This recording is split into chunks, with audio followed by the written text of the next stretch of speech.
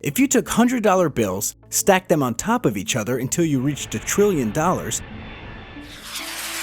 it would be over 678 miles high. This is what Americans owe in student loans.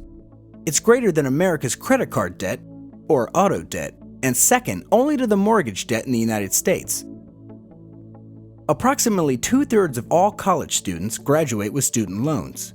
In 2010, the average one of those students had accumulated approximately $25,000 in debt by graduation day.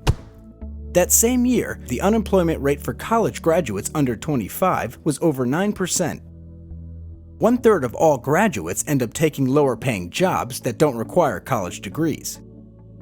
The number of underemployed college graduates has risen by 12 million in just 16 years. Over the past 25 years, the cost of college tuition has increased at an average rate that is higher than the general rate of inflation.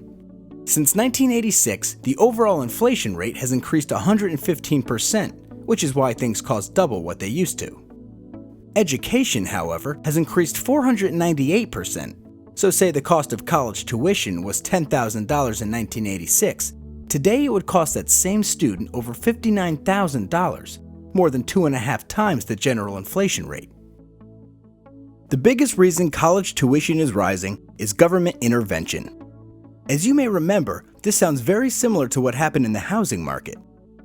Through Fannie Mae and Freddie Mac, the government provided cheap and easy loans for everyone to buy a house. They promoted home ownership as the American dream, and with funding so easily available, home prices went up. And up. And up. Years later, we now know how the mortgage bubble ended, and now college education is headed down a very similar path. The government will provide almost anyone a loan to pay for college.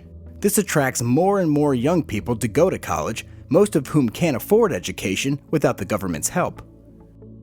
On the surface, this may not seem like a bad thing, but with the government backing just about every loan, universities can raise tuition prices.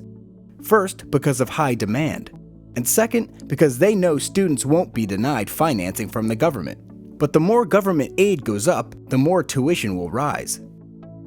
However, putting a limit on grants and loans would cap spiraling tuition prices.